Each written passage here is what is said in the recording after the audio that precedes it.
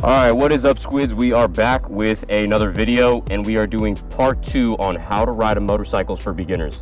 If you guys want to understand how to ride a motorcycle beginning to end, start to finish, go ahead and don't skip my previous video. Go up, watch part 1. I'm going to put it right here somewhere. Okay? Go watch that first and then come to this video, because we're going to use some things that we covered in that video that you're going to need to know for this video. So, we're actually going to get on the road today and leave the parking lot once we understand what to do, and then we're going to go a little bit into rev match downshifting, which is going to make our downshifts nice and clean and smooth. So let's go ahead and hop on the bike, and we're going to go over counter steering. So I'm going to go ahead and move the bike to where it's a little bit more flat, and I'm going to explain to you guys what counter steering is, because once we're going a little bit faster than just parking lot speeds, it's really going to mess with your mind a little bit on turning right to go left.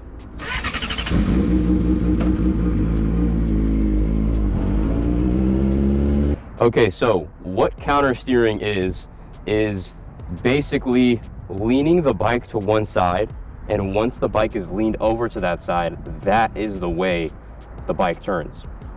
The confusing part is, to get the bike to lean over to the side you want, you're going to be turning the opposite direction. So, for example, we're going to put the bike upright. It's straight. If I'm riding and I want to turn left, I need to make the bike lean left, right? So the bike is like this. I need to make it lean over to the left so I can turn left.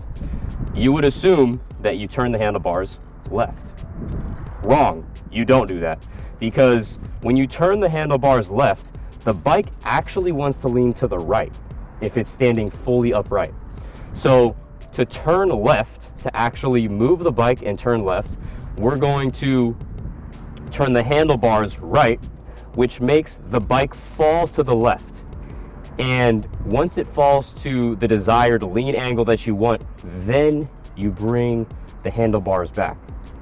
The thing with doing very slow stuff in a parking lot is that this kind of happens naturally, especially if you've already ridden a bike. The inputs are so tiny, you don't really notice it, but you are counter steering even on a bicycle, and especially on a motorcycle at very slow speeds. You just don't notice it. You're going to notice it when you're going a lot faster and you're out on the freeway and you have to push way harder the opposite direction to get going the direction you want. So again, the bike is upright and we want to turn left.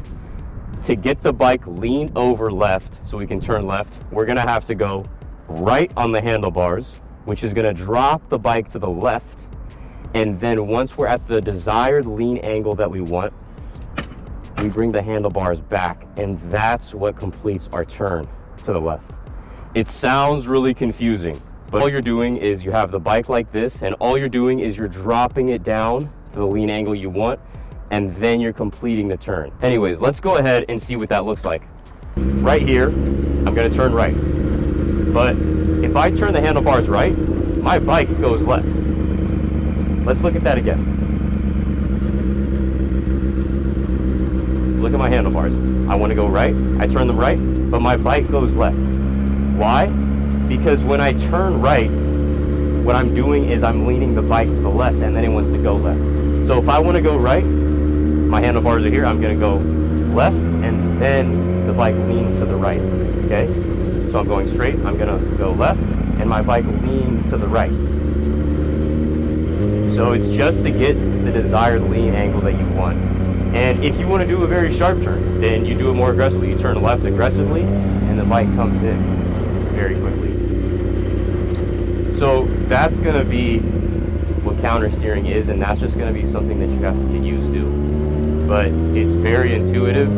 It'll come very naturally to you once you start riding. All right, so one more thing before we get out on the road is, when you're riding a motorcycle, especially on sport bikes, you want to make sure that you don't have a lot of weight on the handlebars. And how do you do that?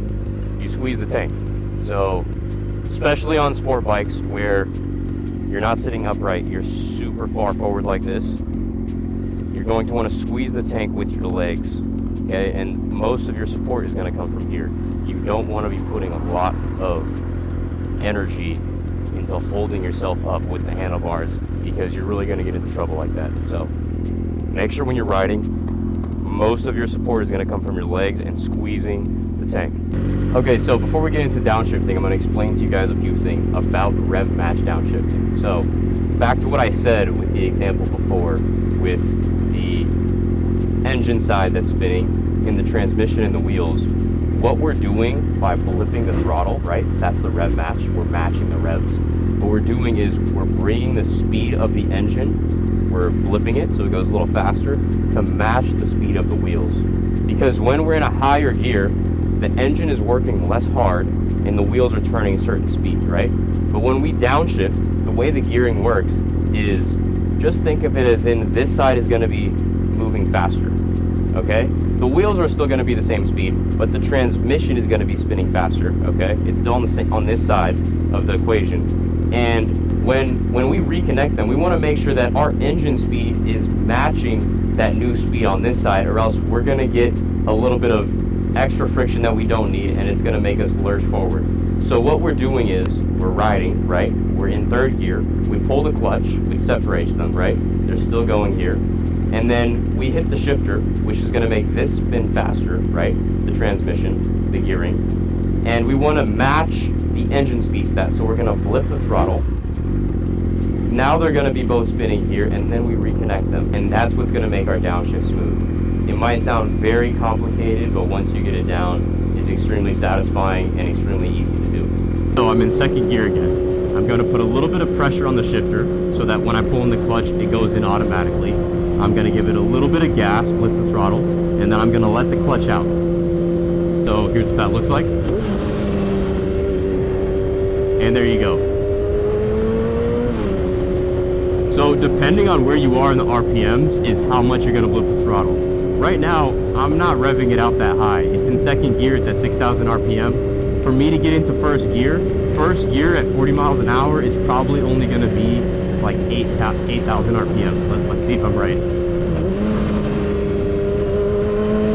Well, it's a little bit lower because I slowed down, but you really don't need that much throttle if you're not revving it out that high. The higher you are in the RPM, the more throttle you're going to need to rev match successfully and smoothly. Just to do a little recap on rev matching, you're going to put a little bit of pressure on the shifter, just enough so that when you pull the clutch in, it shifts into the next gear by itself. You're going to blip the throttle, and then you're going to let the clutch out. And it's going to be one seamless motion. If you don't blip the throttle in that little step, you're still going to downshift, but it's not going to be as smooth. And then once you really get the hang of it, you can downshift all the gears very quickly.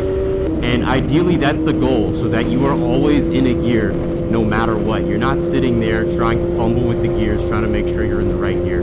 You can slow down and always be in a gear as you're slowing down. Okay, so here's what that looks like. We're in fourth gear right now. We're going to go all the way down to first. And there you go. And we were in gear the whole time, and it was smooth the whole time.